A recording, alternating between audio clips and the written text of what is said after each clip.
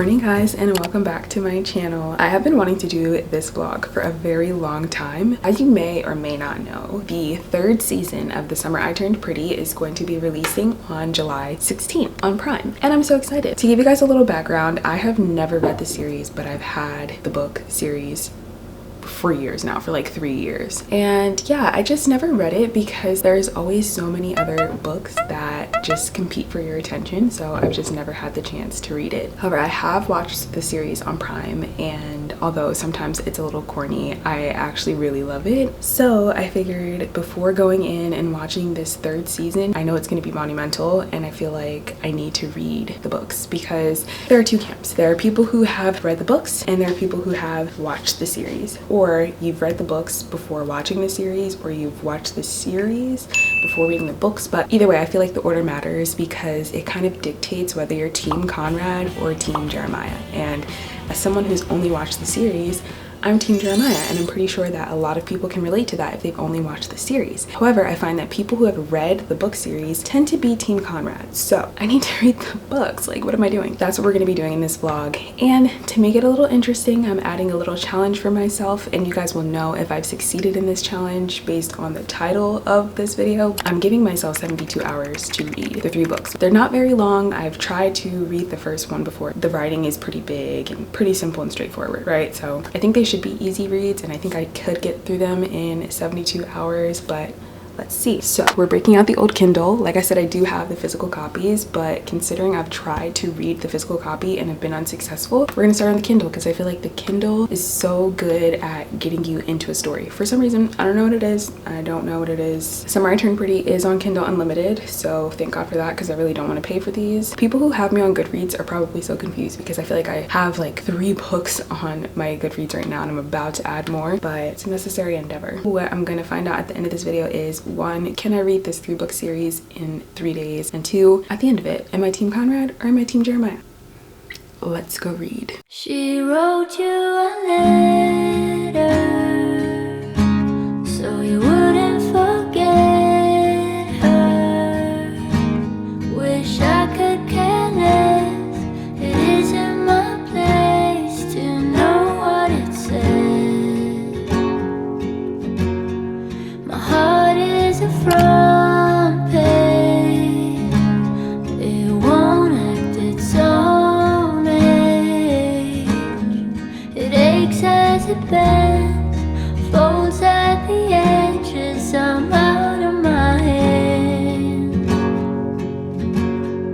Say that we're fine and all. Good morning, guys. It is the next day. I honestly did not end up reading that much. I got to 18% in this book yesterday. I'm giving myself 72 hours. Yeah, but honestly, I think it's much easier to read this. I've never gotten this far in this book, and I've been trying to read this book for 3 years. So the Kindle is helping. It's so funny because as I'm reading this, I'm literally just picturing the show. Like, I cannot see these people as anyone else. I can't conjure up my own imagination of what I think things will look like. And I have to say, I don't love that. And I think one of the reasons that I really like reading a book before it becomes a series or a movie is because I get to kind of create my own idea of what things look like. Usually if I end up watching the TV show or the movie first, I just won't even read the book. Luckily for me, I read Harry Potter before I saw the movies, but I'm the same way with Bridgerton. I've never read the Bridgerton books, but I just find it so difficult to even imagine reading the books now that I've already seen the characters, because it takes away part of the fun for me of like letting my imagination run wild. Anyway, I'm having a good time, and we're just gonna keep on reading, and hopefully I'll reach my 72-hour goal, but it's looking a little crazy, not gonna lie. Even though I'm not obsessed with the fact that I watched the series before reading the book, I will say that when I read certain lines that I know are like huge in the show, it just makes me so happy. Like when Belly's talking about how it's not summer until they're at Cousin's Beach. This is very early in the beginning, and it says, "For me, it was almost like winter didn't count. Summer was what mattered. My whole life was measured in summers. Like I don't really begin living until June, until I'm at that beach in that house." And I'm like, pretty iconic line, you know? So that is the part that I enjoy, like recognizing things that are iconic in the show. I'm gonna sit here and I'm gonna read for a little bit before I get on with this busy day, and I'll check in with you guys later.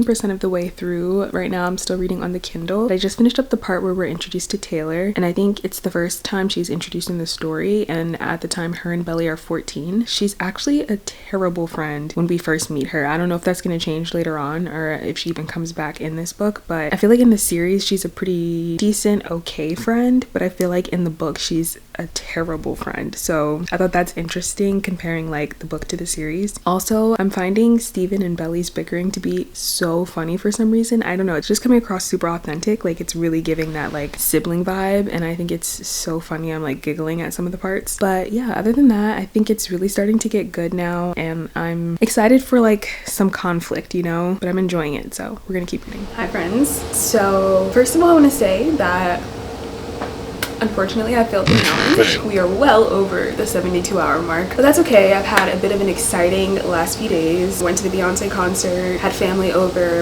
a lot of things. So I'm just excited to continue reading and to keep sharing my thoughts with you guys. So I'm currently on chapter 44, still reading from my Kindle, haven't picked up the physical copy, and I'm really enjoying the story at this part. I think I've said that, like, it's starting to get interesting. And at this point, a lot has happened. I've met Cameron, and it's really sad. I feel like, I mean, of course I expected the book in the show to be different, but it's definitely interesting how different like the undertones of some of these characters are. Like Belly's much more whiny and like wishy-washy than I think she was in this series, maybe. And of course the timeline doesn't exactly line up. I've literally been reading this waiting for her to be doing the cotillion and like stuff like that, and that just never happened. But what is it called? Whatever that thing is that they do at the country club. But I've been waiting for that to happen and it never happened, and I'm like, interesting. So that was like a storyline that we just added into the show. Cool. Also, at this point, I know what's going on with Susanna. It's been revealed kind of similarly, but kind of also different from the show, obviously, because we don't have the whole cotillion thing going on at the country club. Debutante ball. That's what it's called. We don't have the debutante ball going on. So that looked similar, but a little bit different. And then also at this point, Belly has come clean to Conrad. So I'm 81% into it, and I'm going to do some meal prepping. So I figured I'd pick up with the audiobook. This will be my first time listening to the audiobook, and I'm excited. Picking up from chapter 44, we're gonna listen to it, and we're gonna cook, and we're gonna have a good time. Toward the end of summer, everything slowed down.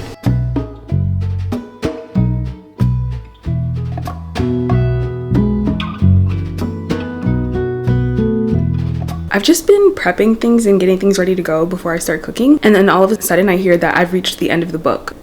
I was so shook because I didn't realize I was that close to finishing. So anyway, I'm gonna start the next book on Audible. I have to say, I have a lot of thoughts. First of all, I thought it was kind of crazy that Steven was like missing for so much of it. Like he wasn't there for most of the summer. Two, the audiobook was so good. It was like I was watching like a show, and I don't really like audiobooks, but I'm in love with this audiobook, and she sounds just like Lola Tongue, which is kind of funny. Three, honestly, the audiobook made me feel so much more. Like I felt much more sad listening to it and hearing like the tone and everything. I'm gonna move on to It's Not Summer Without You now.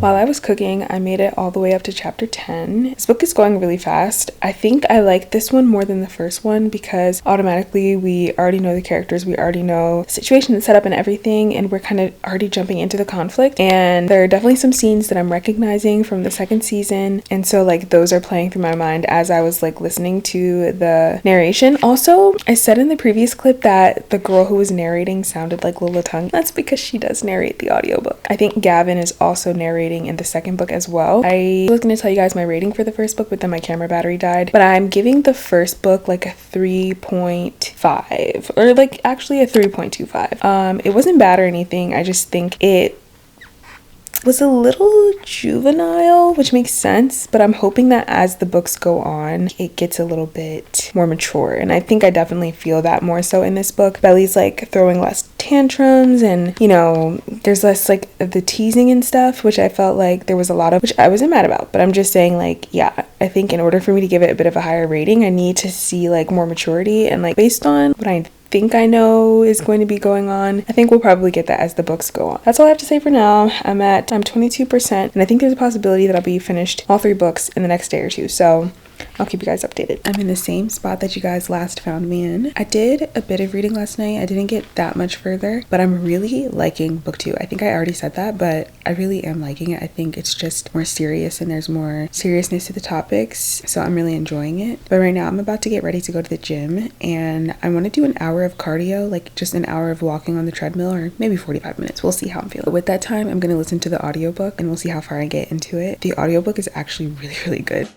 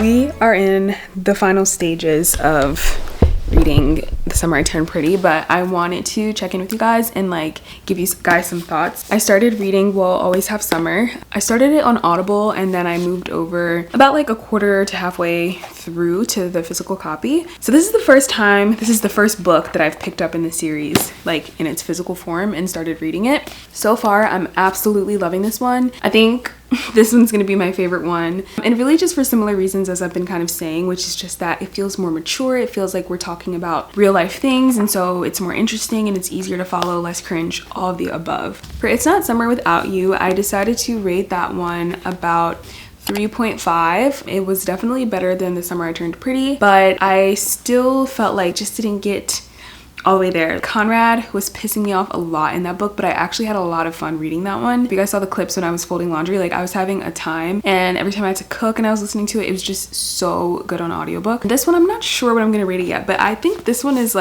gonna have a decent rating because I'm really enjoying it. In terms of where I sit with Team Conrad versus Team Jeremiah, I definitely understand now why people are Team Conrad when they've read the books. In the series, all we know is that Conrad is just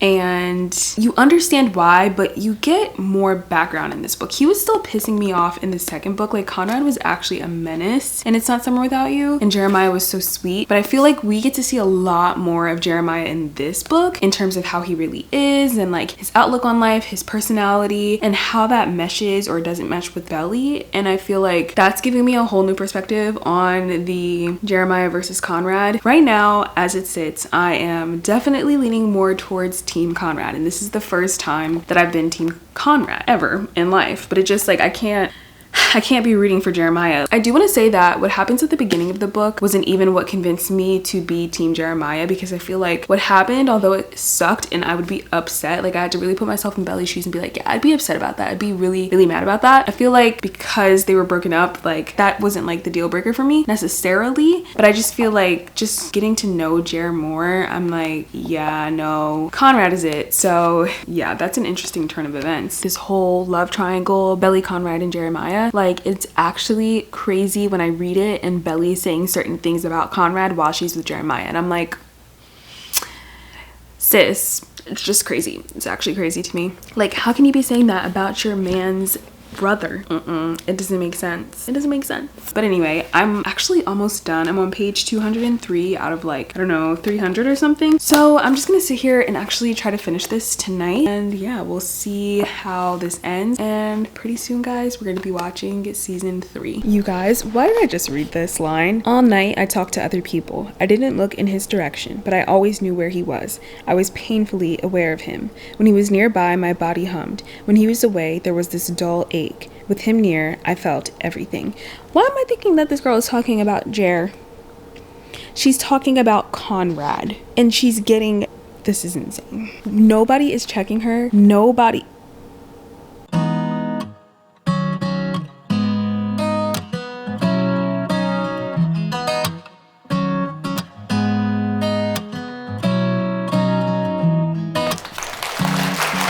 Well guys, I have finally finished this series that has been on my ever-expanding TBR for an embarrassingly long amount of time. I'm so happy I can now be a part of the discourse. My rating for We'll Always Have Summer is going to be about a 3.8. It's not exactly a 3.5. It's not a 4, but it's a 3.8, and I think that's a solid rating. I will say that the end of this made me very emotional, but I wouldn't say that this series changed my life. Don't crucify me, please. It was entertaining. Wasn't my favorite thing ever, but I enjoyed it, and it was a fun, like lighthearted, not really lighthearted. It was a fun summer read. It was entertaining. So happy that I can finally check these off the list. It does bother me that this cover and these two covers don't match. Overall, I'm gonna give this series like a 3.5 rating, to be honest with you, which is still very good, still a great rating, but it just didn't change my life. It's cute, and I'm excited to watch season 3 tomorrow and to keep watching through the rest of the summer. If you've made it this far, thank you guys so much for watching, and I will see you guys in the next one. Team Conrad, love, bye. I want you near with the same point of view. I'm always ready, so call me over. We're meant to be like the sun and the moon. I just want you to know